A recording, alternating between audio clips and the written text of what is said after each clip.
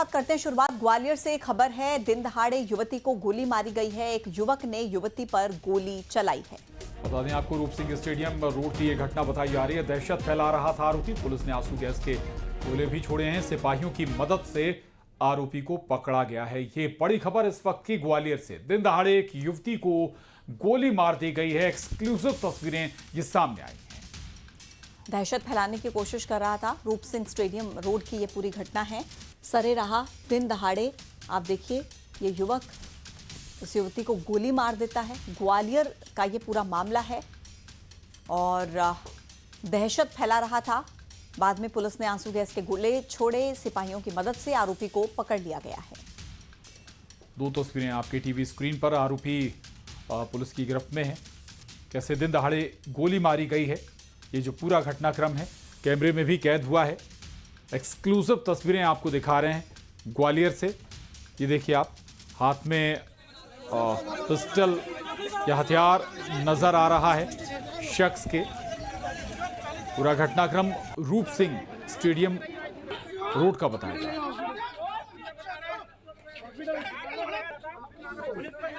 आखिरकार आरोपी अब पुलिस की गिरफ्त में है। बड़ी खबर, अहम खबर है ये ग्वालियर से। दिन दहाड़े एक युवती को युवक ने गोली मार दी। युवक ने बता दें रूप सिंह स्टेडियम रोड पर इस वारदात को अंजाम दिया। दहशत फैला रहा था आरोपी। पुलिस ने आंसू गैस के गोले भी छोड़े और सिपाहियों की मदद से आरोपी को पकड़ लिया गया है। तो देखिए किस तरीके से इस आरोपी को पकड़ा गया है। सुशील कौशिक हमारे सहयोगी ग्वालियर से कनेक्ट है ज्यादा डिटेल्स के साथ। आप सुशील, दो सवाल हैं। पहला ये कि इस युवक ने युवती पर गोली क्यों चलाई, क्या इनकी आपस में कोई जान पहचान थी, और दूसरा ये कि युवती जिंदा है या क्या हुआ है? हाँ बिल्कुल, देखिए अभी अब से थोड़ी देर पहले की घटना है। आपको बता दें कि ये कैप्टन रूप सिंह स्टेडियम रोड है। इसी इलाके में आप देखिए, यहाँ से ये पूरा घटनाक्रम हुआ है और जो लड़की है वो और जो गोली मारने वाला युवक है वो पैदल ही आए थे और इसी स्पॉट पे आप देख सकते हैं कि यहाँ गोली मारी थी और उसके बाद ये सनसनीखेज घटना हुई। आरोपी ने बताया जा रहा है कि 3-4 गोलियां चलाई। उसके बाद युवती गंभीर हालत में जब घायल हो गई तो फिर वो यहाँ खड़ा हो गया और किसी को डेड बॉडी के पास नहीं आने दे रहा था। आसपास के लोग भी दहशत में आ गए थे और यही वजह है कि लोगों ने जब पुलिस को इस मामले की सूचना दी, पुलिस मौके पर पहुंची तो जो आरोपी था गोली मारने का वो बेहद उग्र नज़र आ रहा था, साइको टाइप का नज़र आ रहा था और यही वजह है कि उसने लोगों पे भी अटैक करने की कोशिश की, डराने की कोशिश की और जब पुलिस मौके पर पहुंची तो फिर पुलिस पर भी उसने जो है एक तरह से फायर करने की कोशिश की। उसके बाद फिर जो है पुलिस ने यहाँ घेराबंदी करके उसको पकड़ लिया। सर, ये जो घटना हुई थी किस तरह का, क्या पूरा मामला? 2 मिनट बता रहा हूँ, 2 मिनट सर, किस तरह का? ये विश्वविद्यालय थाना क्षेत्र की घटना है। करीब 4 बजे के लगभग एक युवक ने एक युवती को गोली मार दी। उसके पास फायर आर्म था। मौके पे कई लोग मौजूद थे। ये रास्ता नगर निगम कार्यालय से बाल भवन की ओर जाता है। मौके पे कई लोगों द्वारा पुलिस को सूचित किया गया। मौके पे पुलिस वाला उपलब्ध आई।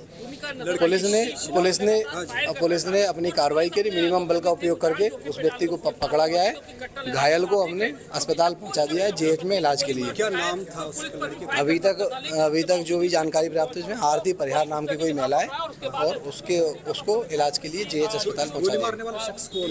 गोली मारने वाला शख्स संभवतः उसका पति है और क्या कारण है क्या नहीं है ये अभी तक पता नहीं चला है। संभवतः कोई घरेलू विवाद है। तो निश्चित तौर पर जिस युवती को गोली मारी गई है वो उसका नाम आरती परिहार सामने आया है और संभवतः ये आशंका है जो पुलिस बता रही है कि उस महिला को उसके पति ने ही गोली मारी है। और निश्चित तौर पर कहीं ना कहीं ये भी जानकारियां सामने आ रही है कि कुछ दिन पहले इस मामले को लेकर शिकायत भी हुई थी जनसुनवाई में। तो अब पुलिस मौके पर पहुंची है।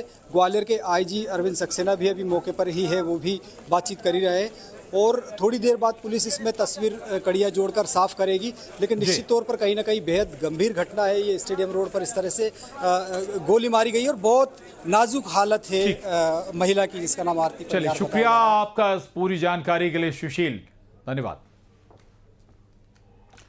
और आगे बढ़ेंगे।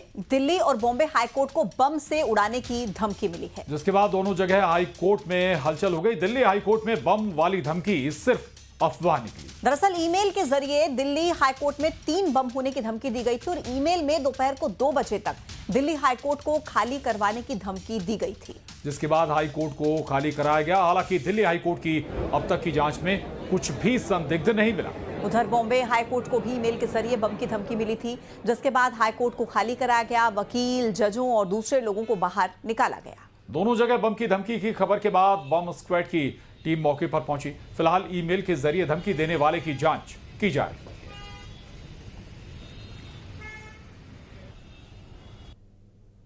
देखो जी, करीबन 11:15 के आसपास खबर पहुंची कि शायद एक बॉम्ब का होक्स है। हम होक्स कहेंगे क्योंकि कुछ मिला नहीं है अभी तक और होपफुली कुछ मिलेगा नहीं। जहां तक कॉम्बिंग ऑपरेशंस हैं वो चल रही हैं। बीच की बिल्डिंग जो है उसको सैनिटाइज कर दिया गया है। बगल की बिल्डिंग, क्योंकि हमारा कॉम्प्लेक्स काफ़ी बड़ा है, एक कमर्शियल साइड है पूरा, एक क्रिमिनल साइड है पूरा, तो हर जगह से जो है हर एक आदमी को इवैक्यूएट कर दिया गया है और सबको ये आराम से, ऐसा है कि कोई पैनिक नहीं था, बहुत आराम से सब लोग बाहर आ गए।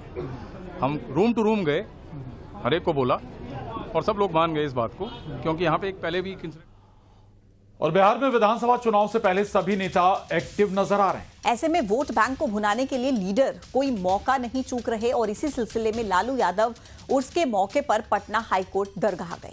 लालू यादव ने इसकी तस्वीर अपने सोशल मीडिया हैंडल पर अपलोड की है। तस्वीर में लालू यादव जालीदार टोपी पहने नजर आ रहे हैं। बिहार में चुनाव करीब हैं और इसलिए अब लालू यादव की इस तस्वीर पर जमकर सियासत भी हो रही है। उधर समाजवादी पार्टी प्रमुख अखिलेश यादव ने सिख दांव खेलते हुए वादा किया कि उनकी सरकार बनेगी तो सिख को मंत्री भी बनाया जाएगा। सिख समुदाय के कार्यक्रम में अखिलेश ने 7 मीटर लंबे कपड़े की पगड़ी भी बांधी और कहा कि सिखों के धार्मिक आयोजनों का पूरा सम्मान होगा। धार्मिक आयोजन से लेकर के जो हमारा संविधान रास्ता देता है कि सभी धर्मों को बराबर का सम्मान मिले, वो सम्मान देने का काम हम लोग करेंगे। राजनीतिक तौर पे भी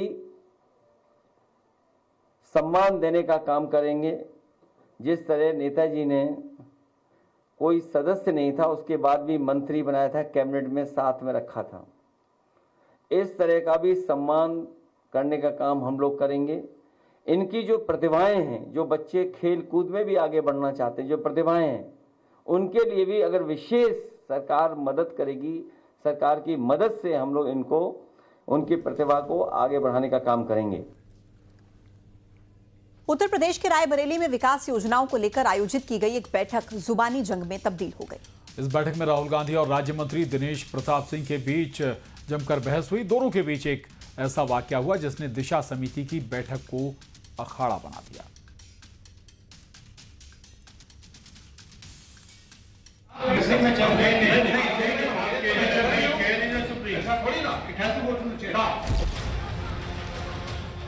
राजनीति के खेल में कब क्या हो जाए, ये सिर्फ किस्मत ही नहीं, नेताओं के तेवर भी तय करते हैं। रायबरेली की इस बैठक की कहानी भी कुछ ऐसी ही है। कागजों पर विकास कार्यों की समीक्षा का एजेंडा था, लेकिन मीटिंग में एजेंडा बदल गया और शुरू हो गया नेताओं का वाक युद्ध। राहुल गांधी चेयर की ताकत दिखा रहे थे तो राज्य मंत्री दिनेश प्रताप सिंह भी जवाबी वार करने से पीछे नहीं हटे। पारा इतना हाई हुआ कि दिनेश प्रताप सिंह राहुल गांधी से 2 टूक कह बैठे कि जब लोकसभा में आप अध्यक्ष का कहना नहीं मानते तो मैं यहाँ क्यों मानूं। इस एक लाइन ने मीटिंग को सीधे अखाड़ा बना दिया।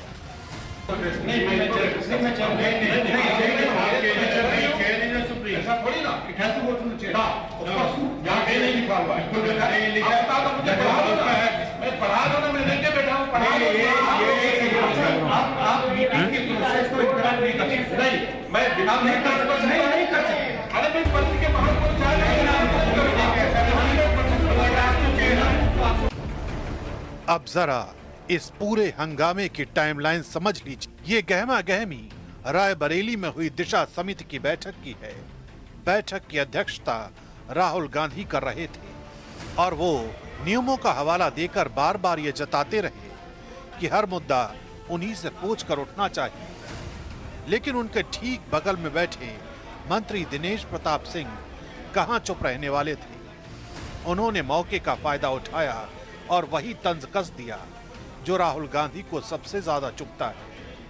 नतीजा, बैठक की हवा पलट गई और विकास के सवाल पीछे छूट गए। नेताओं की तू मैं ने बैठक की सारी शोभा लूट ली।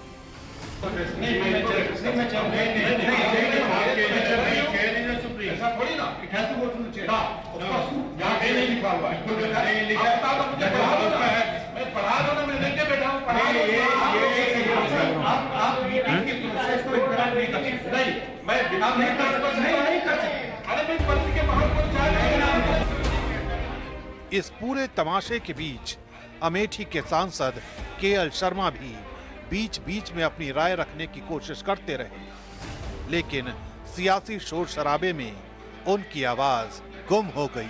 अफसर और स्थानीय जनप्रतिनिधि तमाशबीन की तरह बैठे ये सब नजारे देखते रहे। जिस बैठक से लोगों को उम्मीद थी कि रायबरेली के विकास की नई दिशा तय होगी, वहां से ना तो कोई ठोस योजना निकली और ना ही कोई ठोस निर्णय, बल्कि जो निकला वो था कटाक्ष और टकराव का ये वायरल वीडियो।